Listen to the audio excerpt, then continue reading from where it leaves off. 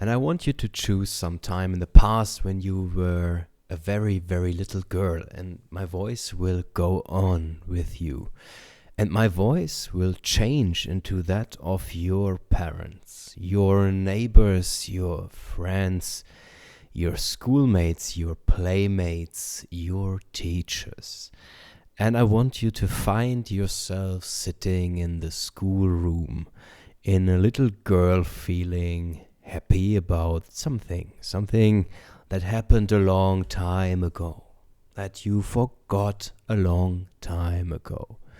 Milton H. Erickson. A man wanted to know about mind, not in nature, but in his private, large computer. He asked it, no doubt, in his best Fortran. Do you compute that you will ever think like a human being? The machine then set to work to analyze its own computational habits. Finally, the machine printed its answer on a piece of paper, as such machines do. The man ran to get the answer and found neatly typed the words, "That reminds me of a story." Gregory Bateson, Mind and Nature.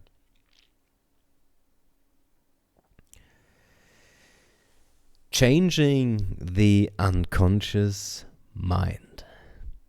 What you don't realize, Sid, is that most of your life is unconsciously determined.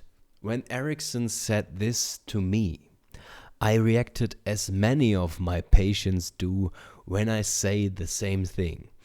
I felt that he meant my life was predetermined and that the most I could hope for was to become aware of the unconscious patternings that were firmly set. However, I realized later that the unconscious is not necessarily unchangeable. All of the experiences that we have today affect our unconscious mind as well as our conscious mind. If I read something that inspires me, my unconscious mind has been changed. If I have a meeting with an important person, that is a person who is important to me, my unconscious is changed. In fact, the positive value of any psychotherapy is obviously based on the ability of a person to change, largely as the result of an encounter with another person or persons. In my opinion, this change is accomplished most effectively and permanently when the therapist focuses on influencing his patient's unconscious patterns, which frequently include his values and frames of reference. Erickson agreed with this point of view. Toward the end of his life, he developed a very effective approach to accomplish his goal, his teaching seminars. The last time I saw him, he explained to me how this approach had developed. I had to spend too much time on one patient. I would rather teach a lot of people how to think, how to handle problems. I have dozens and dozens of letters saying, "You have completely changed my way of treating patients." I get a lot of patients, but I see them less. I see more patients, and I see them for shorter times. I questioned, and this is the result of, he answered, they're coming here and letting me tell them stories. Then they go home and alter their practice. Obviously, coming here and letting me tell them stories involved expectations and communication on many levels. For example, anyone who spent time with Erickson was likely to experience various levels of hypnotic trance, With positive expectations in a trance, we are most open to the message and influence transmitted in Erickson's stories. Erickson believed that if the listener forgot a story, developed an amnesia for it, its effect could be even more potent. In telling stories, Erickson was of course following an ancient tradition. Since time immemorial, stories have been used as a way of transmitting cultural values, ethics, and morality. A bitter pill can be swallowed more easily when it is embedded in a sweet matrix. A straight moral preachment might be dismissed, but guidance and direction become acceptable when embedded in a story that is intriguing, amusing, and interestingly told. Toward this end, Erickson's tales utilize many effective storytelling devices, including the use of humor and inclusion of interesting information, such as a little-known medical, psychological, and anthropological facts. Therapeutic suggestions are interspersed in stories whose content is far more removed both from the patient's concerns and the therapist's overt focus. Trance, according to Erickson, is the state in which learning and openness to change are more likely to occur. It does not refer to an induced somnolent state. The patients are not put under by a therapist, nor are they out of control and directed by the will of another person. Trance, in fact, is a natural state experienced by everyone.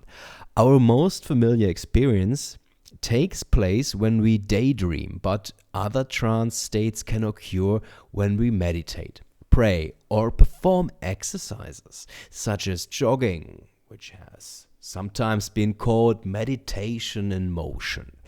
In these situations, a person is aware of the vividness of inner mental and sensory experiences and external stimuli, such as sounds and movements, assume lesser importance.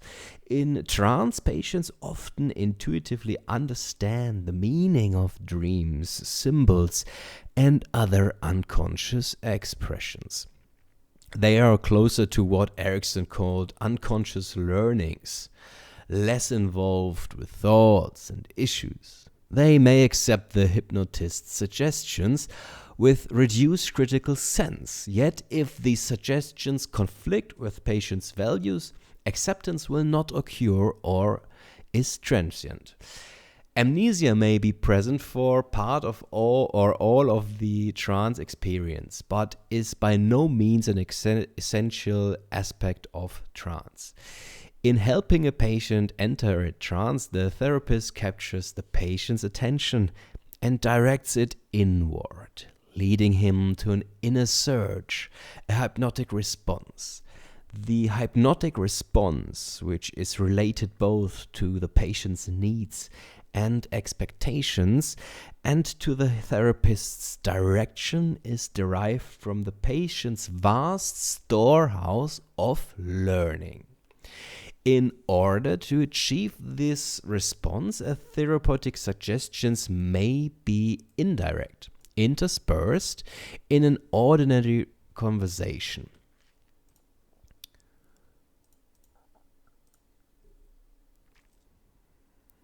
Or an interesting tale. More specific helpful approaches have been described in Hypnotherapy by Erickson and Ernest Rossi.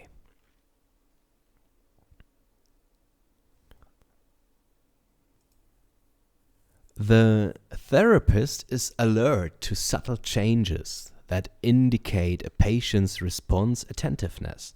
These include a flattering of facial expressions, staring, absence of blinking, and almost complete immobility. When this constellation is noted, the therapist can safely assume that his patient has entered a light trance.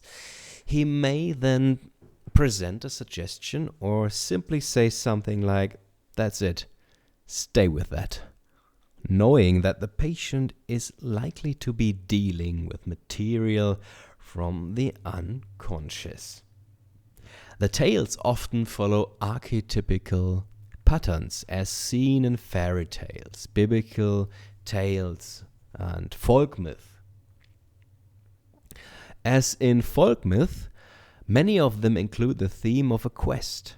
The accomplishment of one of Erickson's assigned tasks may not be or have the heroic drama of the Golden Fleece, but the inner drama and peculiarly American, the inner drama and feelings of accomplishment are comparable. And there is a peculiarly American something peculiarly American about many of his stories, especially those about his family. For this reason, Erickson has been called an American folk hero. Still, one might wonder how listening to a story, even in a hypnotic trance, can help a patient or a student. The effect in many ways is similar to the glow one may feel after seeing a movie. During the movie, many of us enter into an alert state of consciousness. We identify with one or more of the characters, and we leave transformed. However, this feeling lasts for only a short time. 10 or 15 minutes at most. By contrast, people find themselves many years later referring back to an Erickson tale. Their behavior and attitudes may be permanently changed. Erickson explained these permanent changes by the fact that they occurred in the context of hypnosis, which he defined as the evocation and utilization of unconscious learnings. When a therapist is able, with or without the use of stories, to help a patient get in touch with his own unutilized knowledge, the patient is most likely to incorporate these forgotten learnings into his behavior. More constructive and self-reinforcing behavior may often result. How is this process different from brainwashing? Perhaps the main difference is that without cultural reinforcement, brainwashing tends to fade away. During the Korean War, for example, many brainwashed American prisoners of war were led to accept anti-American beliefs. In fact, thousands wanted to remain in communist China rather than return home. Yet after they had been repatriated, it would seem most, if not all, returned to their former beliefs. Erickson's interventions were more likely to lead to changes that were self-reinforcing and led to further changes. Perhaps this occurred because these changes were in the direction of growth and opening. Of course, they were likely to be most effective and permanent in a culture that supported Erickson's philosophy, that the individual is important, that he can better himself, and that each of us has unique possibilities for growth. Interpsychic change. As already mentioned, the unconscious mind can be influenced by positive input. Involvement with a therapist like Erickson, who is optimistic and supportive of growth, can in itself constitute positive input. The addition of teaching tales reinforces, supplements, and directs the positive input. In the telling of stories, Erickson adds new data, evokes new feelings, and prescribes new experiences. A patient who has been struggling for years with a guilt-ridden, narrow view of life may be presented through these tales with Erickson's permissive, life-celebrating philosophy. These views reach him on many levels, including the unconscious. They may be present to the patient in the waking state and the hypnotic state. The waking state and the hypnotic state. The patient may then discover that he does not have to rely solely on his own well-established circular pattern of thought. He does not have to make do with his own limited philosophy and limited mental sets. Partly through the medium of these stories, he becomes more aware of new possibilities, which he is free to accept or reject on both conscious and unconscious levels. Sometimes the patient will identify with a character in a story, or with Erickson himself, the master who can deal successfully with difficult challenges. He may then experience a sense of accomplishment. This sense of accomplishment allows him to approach a situation with a greater feeling of confidence. This can be illustrated in the treatment of sexual problems such as premature ejaculation. When a patient has been able to experience himself successfully enjoying a sexual act while in a hypnotic trance, the therapist has added to his memories the feeling of success and the expectation of further success. Of course, not all of Erickson's teaching tales, and certainly not all parts of the tales, are aimed at adding such positive input to the unconscious. Some of them are meant to stir up and bring to awareness feelings of deadness, feelings of being stuck, or feelings of lack of authenticity. The listener then must tap his own unconscious resources in order to ameliorate the situation. Or he may find emotional and intellectual sustenance in one of the other Erickson tales. A single remembered phrase from one of Erickson's stories may change the feeling of an entire day. One such occasion happened to me while I was walking beside a meadow. Suddenly the sentence, "Did you know that every blade of grass is a different shade of green?" popped into my head, and I looked at the grass more closely. Indeed, it was true. For the rest of the day I walked around with my eyes more open than usual. Many of Erickson's tales appear to involve interactions and even manipulations between people. One might conclude that he is teaching people how to manipulate others. This is far from the intent of the stories or their effect, which is manifested mostly in inner changes. Many people who have heard these stories find themselves functioning with increased freedom and creativity.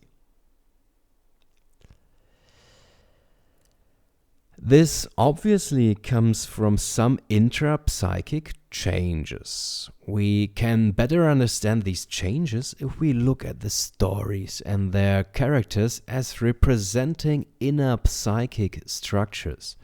For example, parents in the stories can represent guides, sources of love and support, or sources of irrational guidance. More often, they represent sources of irritational, coercive force. A child on a story can represent the child within us, inexperienced, eager to learn, but not knowing how, spontaneous but ignorant, with a limited repertoire of behaviors and responses. When the reader identifies with the child, he is likely to feel hopeful as he hears how the child overcomes blockages to grow and freedom. Such intrapsychic changes may result from the process of reparenting. Erickson used this concept in a broader way than had Jackie Lee Schiff in her book Transactional Analysis Treatment of Psychosis. Erickson applied the term to his method of replacing previous parental injunctions with new ideas, which he instilled by means of post-hypnotic suggestions. These post-hypnotic suggestions might be facilitated by a phrase that Erickson often included in his hypnotic inductions. "And my voice will go with you wherever you are." This phrase enabled him to keep contact with the patient in trance, regardless of the depth of the patient's regression, while also serving a cue to post-hypnotic suggestions. Another cueing phrase might be, "You will see a flash of color." Subsequently, long after the therapeutic session, whenever the patient saw a flash of color, he was likely to respond to other post-hypnotic suggestions, given in conjunction with the flash of color suggestion. These suggestions could include injunctions of points of view, which would then be heard, often in Erickson's voice, as the voice of an introjected parent or superego. This introjection of the therapist's voice can occur in any psychotherapy.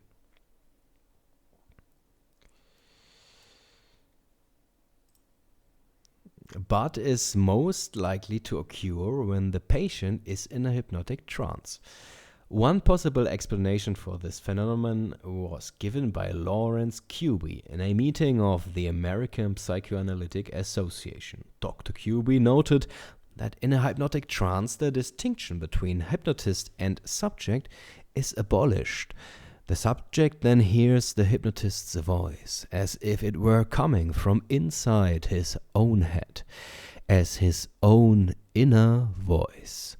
This was true of Erickson. His voice would become your voice, and his voice would go with you wherever you were. Obviously, the best way of conveying the full impact of these tales would be to present them through videotape or at least audio tape. One would certainly have a better sense of the importance of Erickson's changes of voice, pauses, body position, and nonverbal cues. Unfortunately, rather few videotapes are available at this time. The intelligibility of most audio tapes is poor. In fact, one advantage of having the stories printed out is that they are more easily available for study and review. Interpretations of Erickson's therapeutic approaches. Erickson's case reports often appear to present magical cures, and some people have reacted by not believing them. Others feel that they are fictional reports, increasingly written and presented, but fiction nevertheless.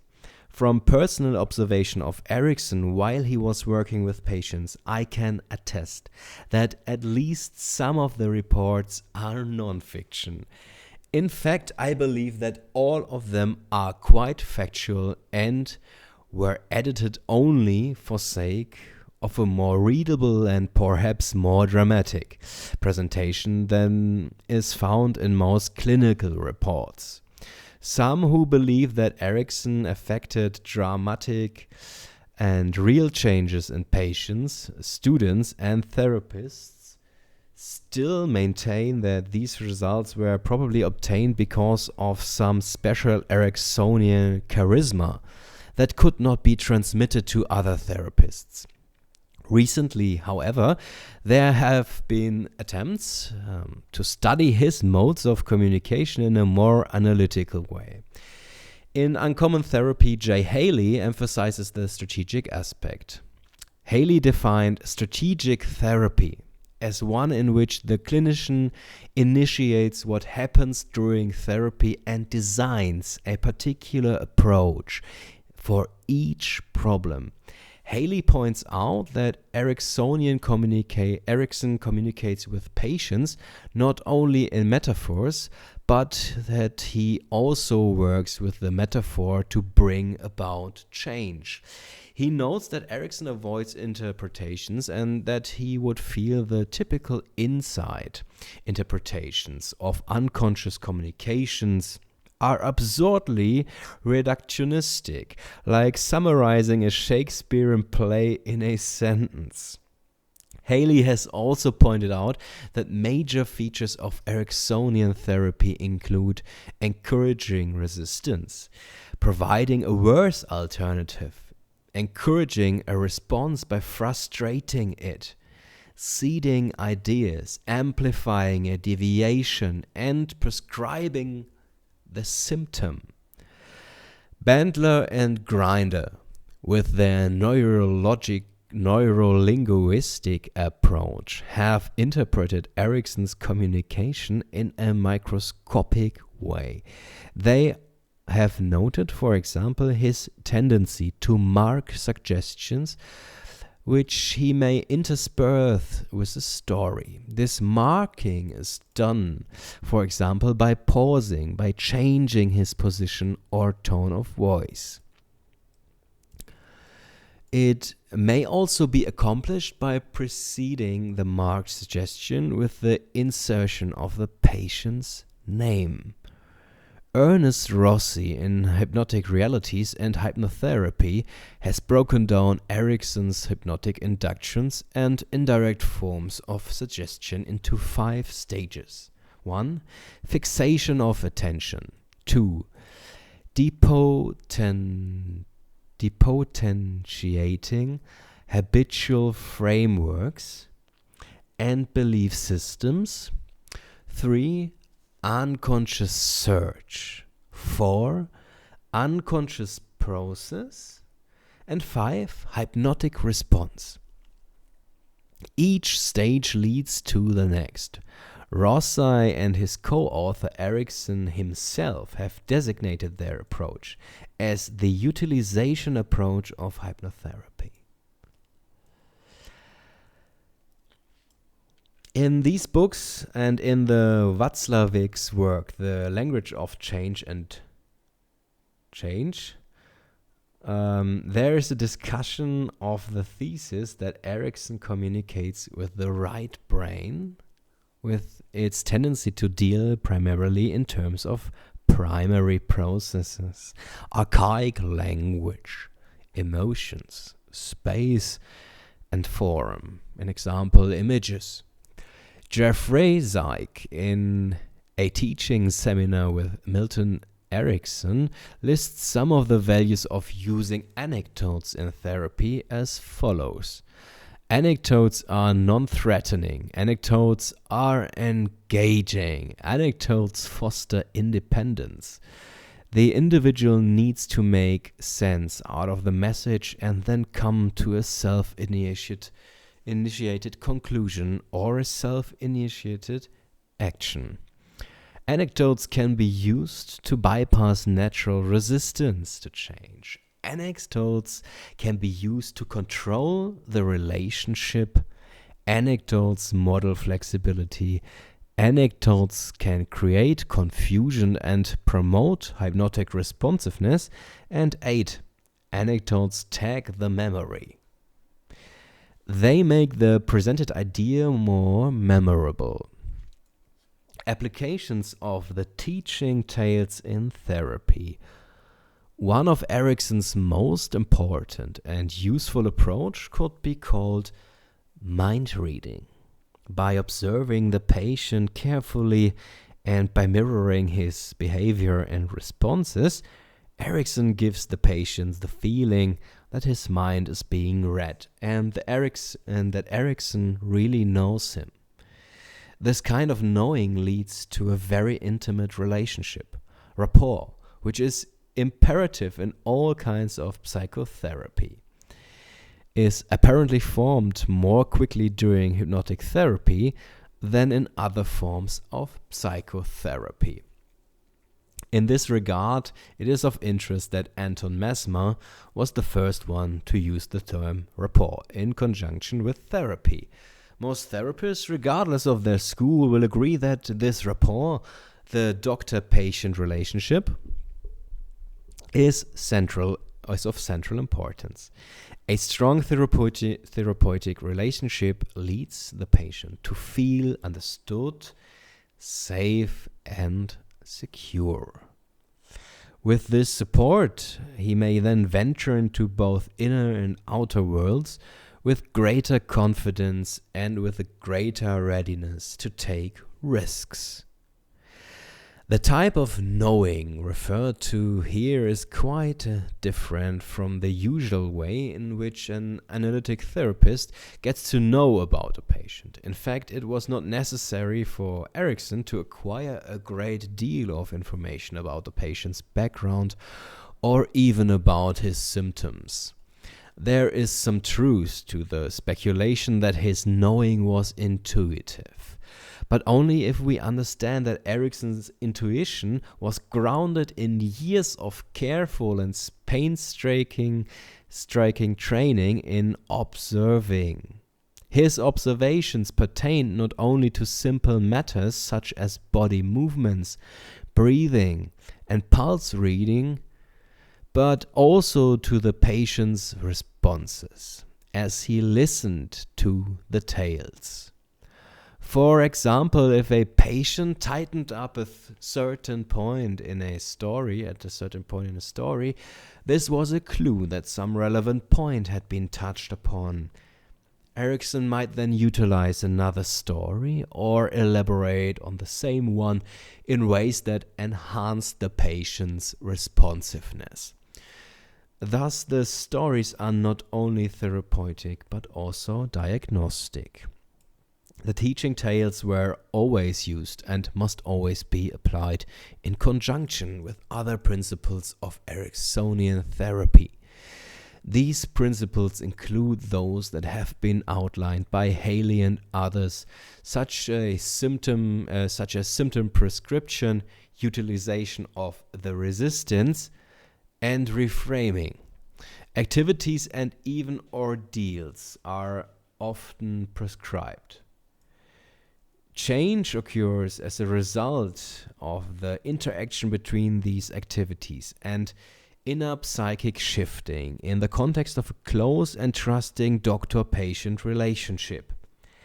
As he states in the book Hypnotherapy, Erickson applied the principles of getting the patient's attention through surprise, shock, doubt, and confusion, with the generous use of implications, questions, puns, and humor in his stories. Each story has a structure and a plot, often with a surprise ending. The stories often build to a climax, followed by a feeling of relief or success. The use of the teaching tales demonstrate a principle that Erickson outlined in Hypnotic Realities. That is, when dealing with a problem or difficulty, make an interesting design out of it. Then you can concentrate on the interesting design and ignore the back-breaking labor involved. First, you identify an interesting design in the patient's responses and symptoms. Next, you select a tale or tales that provide first an analog of the patient's designs, and then a better design. Or as Erickson told his daughter-in-law, cookie. First you model the patient's world.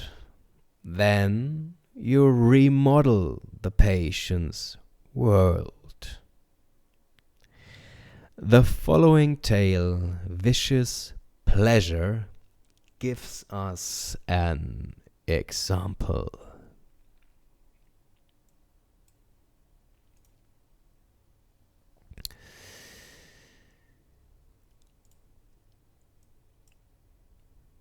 Vicious pleasure. A woman in her 30s arrived and said, "I don't suppose you want to see me." I said, "That's your supposition. Would you like to hear mine?" "Well," she said, "I'm not deserving of your attention. When I was 6 years old, my father molested me sexually, and from the age of 6 until 17, he used me as a sexual object regularly, several times a week. And every time he did it, I was in a state of fear. I was frozen with terror. I felt dirty, inferior, inadequate, ashamed. I thought at 17 I had enough strength to break away from him, and I worked my way through the rest of high school, hoping that would give me a feeling of self-respect, and it didn't.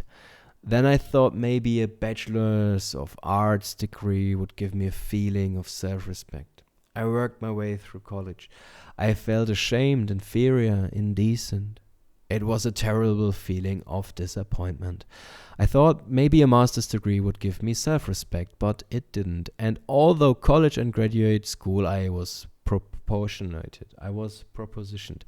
And that proved that I didn't deserve self-respect, and I thought I would enroll to a doctor degree, and man kept propositioning me. I just gave up and became a common prostitute. But that's not very nice, and some man offered to let me live with them. Well, a girl needs to have food and shelter, so I agreed to it. Sex was a horrible experience. A penis is so hard and looks so threatening. I just became fear-stricken and passive, and it was painful, horrible experience. This man got tired of me, and I began living with another man. The same thing over and over, and now I come to you. I feel like filth. An erect penis just terrifies me, and I just get helpless and weak and passive. I'm so glad when a man finishes. But I still have to live. I have to have clothes. I have to have shelter.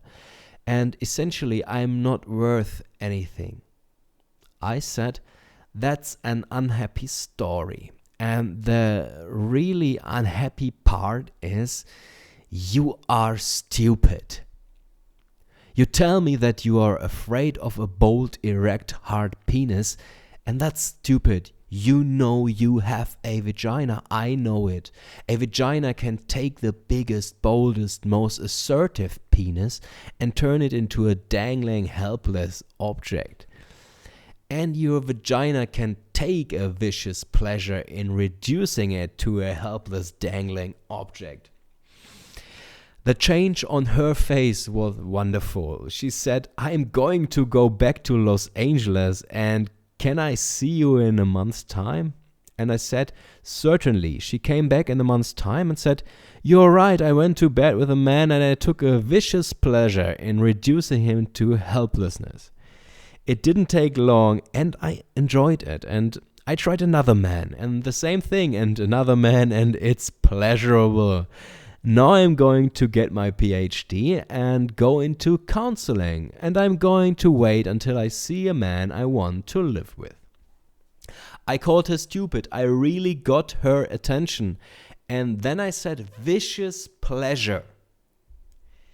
And she did resent man. I also said pleasure. When Erickson told me this tale, I commented, "The way you described that hard penis, you made it sound very attractive, also intriguing, because there was also some verbal seduction. You were penetrating her verbally and imaginatively." The first part of the tale, ending with "I am not worth anything else," is a modeling of the patient's world.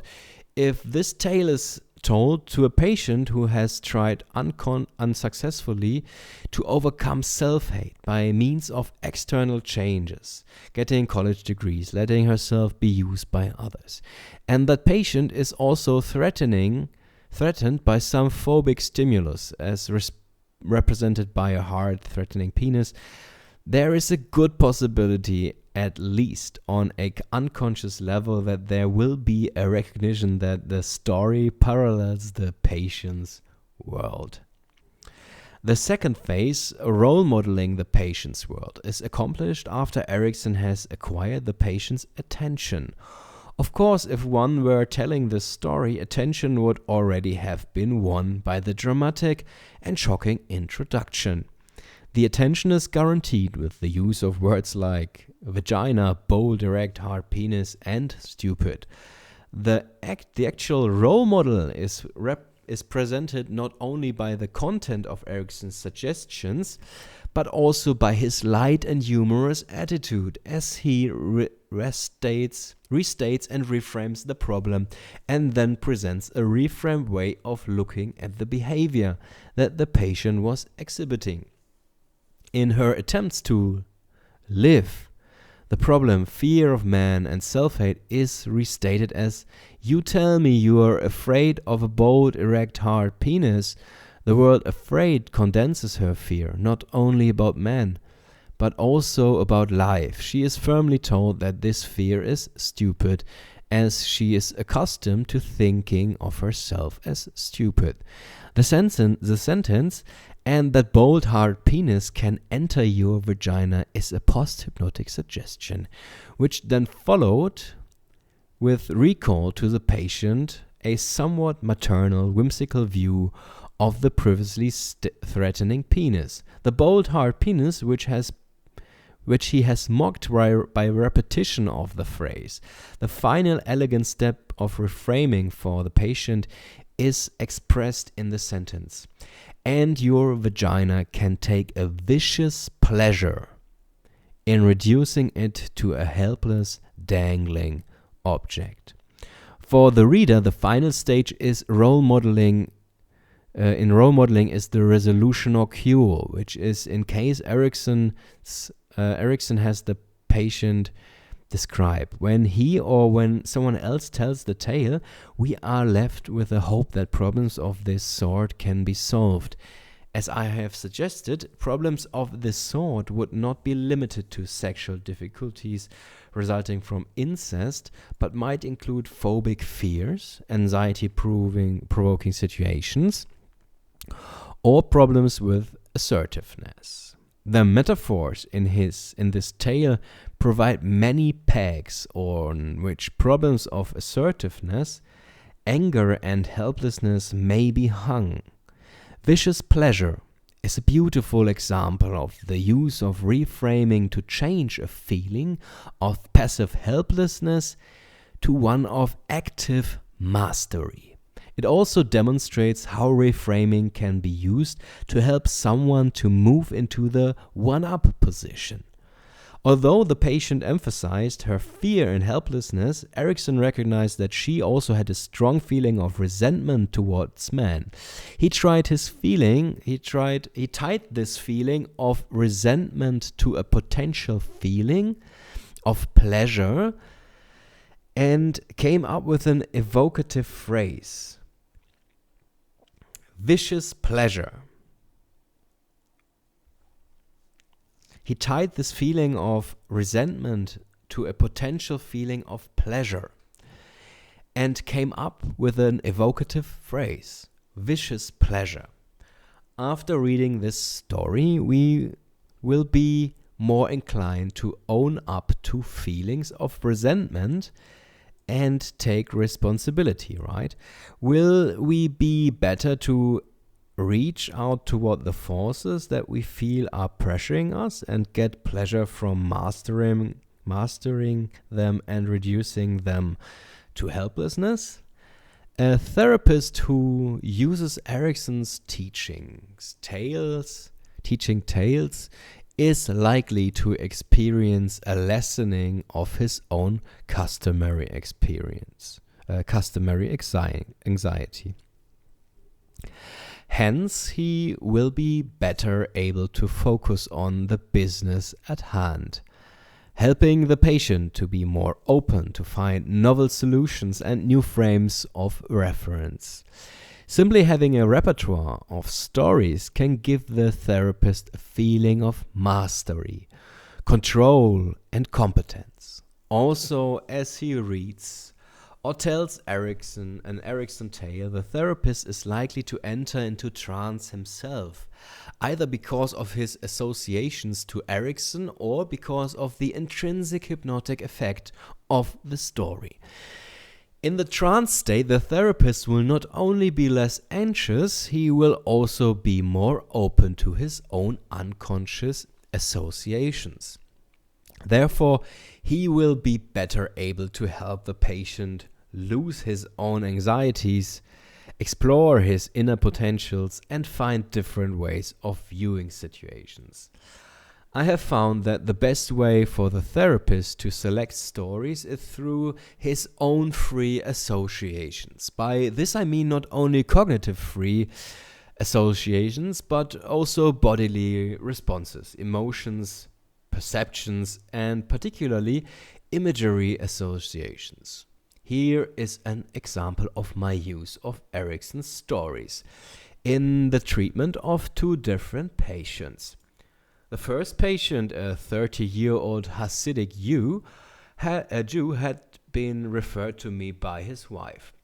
She had read about Erickson's treatment techniques and felt I might be able to help her husband overcome his long-term inability to awaken at a reasonable hour. Since he was in the 10th grade at the yeshiva, he had never been able to awaken before 11 a.m. or 12 noon. Because of this, he had been unable to hold a job, but made a good adaptation in a family business. He had been married for about 1 year, and his wife now found it annoying and inconvenient to spend an hour trying to wake him up every morning. During our first session, the patient told me that he had been hypnotized several times by a well-known hypnotherapist. The hypnotherapist was satisfied with the patient's that the patient was hypnotized, but he himself was not. I put him through a standard hypnotic induction procedure using an arm levitation and eye fixation techniques. He was able to achieve both eye closure and a feeling of heaviness in his arm. However, at the end of the session, he insisted that he was not hypnotized, that he had been merely cooperative in spite of my caution that he try not to be cooperative. After this session, he phoned me. He said that when his wife heard about our hypnotic procedure, she doubted it was really uncommon enough to qualify as an Ericksonian approach. At our second session, I immediately told the patient, we have already determined that you cannot be hypnotized to your satisfaction, even though both the hypnotist, and I thought that you were hypnotized. Therefore, we will not waste any further time trying to convince you that you can be hypnotized. The patient then described a case history that he and his wife had read about. Erickson treated an anuretic couple by having them kneel on their bed every night and deliberately urinate.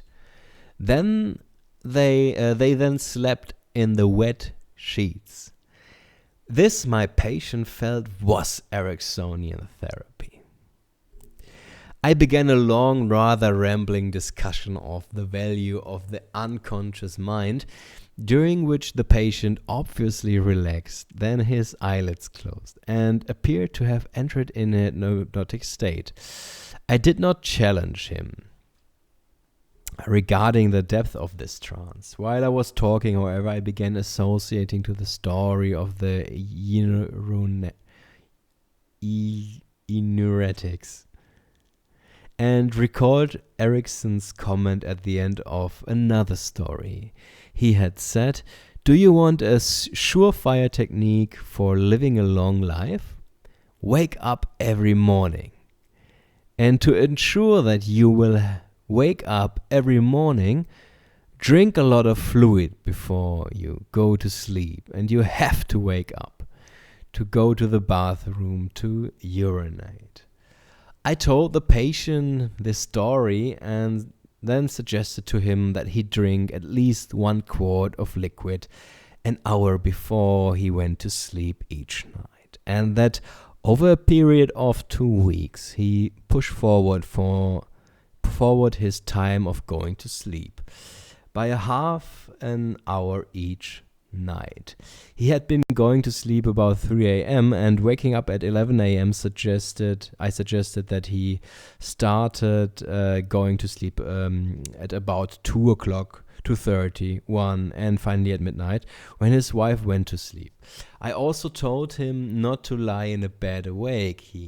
The bed must be associated with sleep or with lovemaking. If he was awake, he must leave the bed, go into the living room, and read or watch television. Then he was to drink at least a quarter of liquid before he went to sleep. This, I assured him, would cause his bladder to become full in 6 to 8 hours, and he would have to get out of bed in order to urinate. After he urinated, he was to take a shower, terminating with cold water if possible. Then he was to dress, have breakfast, proceed to work without ever returning to bed. The patient objected that he did not like to take showers in the morning and usually took them at night. I insisted again that he was to take them in the morning at least until he had overcome his waking up problem. He promised he would do this and would call me in 2 or 3 weeks to let me know how his plan had worked.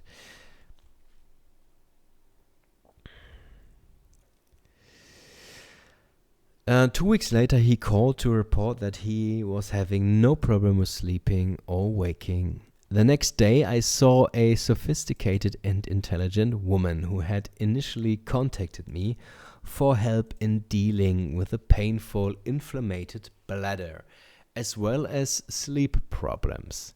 At the beginning of the session, I was not consciously thinking about her bladder difficulties. I knew she had appeared in court the preceding week to finalize her divorce proceedings, but she appeared quite calm and pleasant as she entered my office. I know she was interested in Erickson's therapeutic approaches and told her about my experience with the Hasidic Jew. I told her the story about my having advised him to drink the water before going to sleep, and I ended by adding Erickson's final comment when he had told the story. This was, "We all begin to die from the moment we are born. Some do it faster than others. All we can do is enjoy our lives." My patient began to weep copiously. I asked her if she wanted to tell me why she was weeping. I wondered whether it was connected with the association to her urinary problems and my talk about urination. She said that the talk about death had made her feel that her life was finished.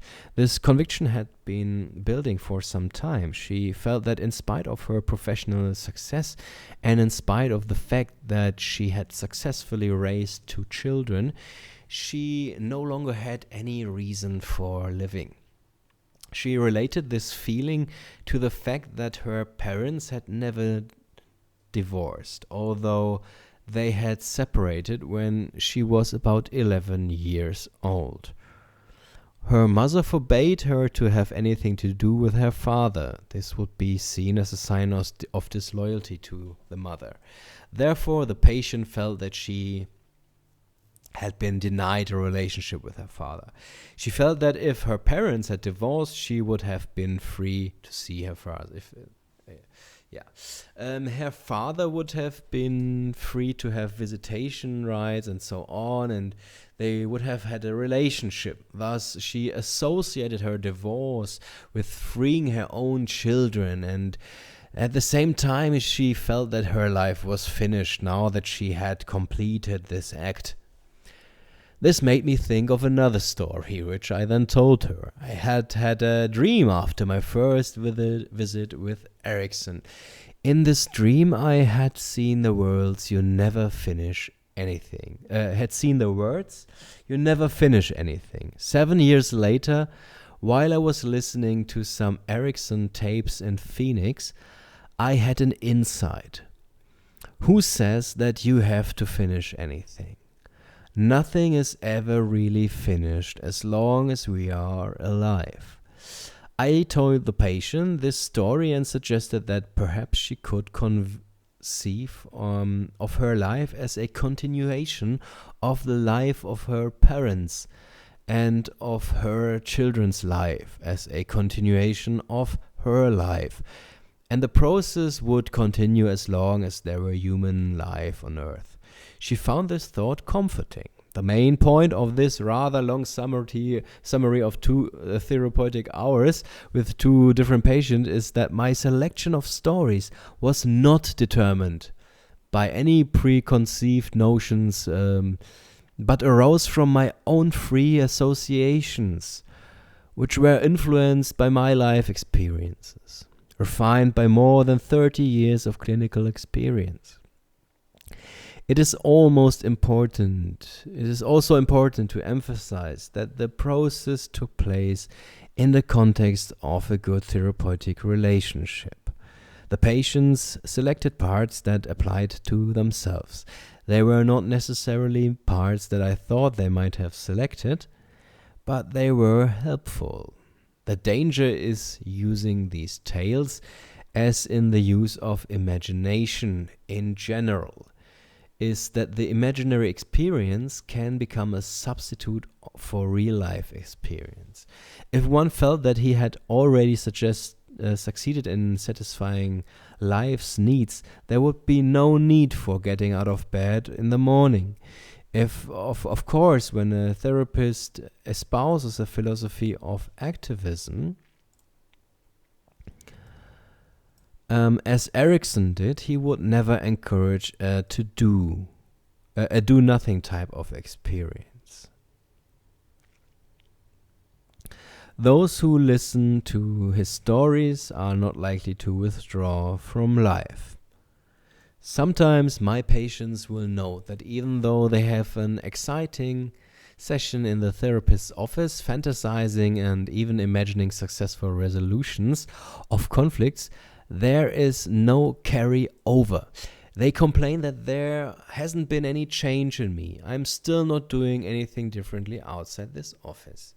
Sometimes in such cases, it is best for the patient to remain silent and passive while I tell an Ericksonian tale. It may be a long, boring tale of childhood development. The patient will claim at the end of the session that this session was not as good as previous sessions and will state that he prefers to be more active. He may say that he was bored.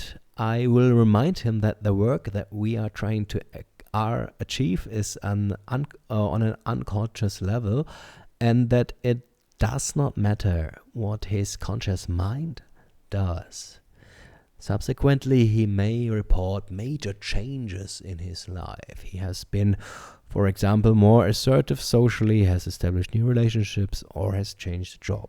In other words, his activity takes place outside of the session. During the session, I assume responsibility for activity. Of course, some patients may resent being told a story that was created by someone other than their own therapist. They may prefer a more personalized approach. Books such as Therapeutic Metaphors by David Gordon, inspired by Erickson's use of metaphors, provide help for those who would like to use Erickson's general approach while creating their own metaphors.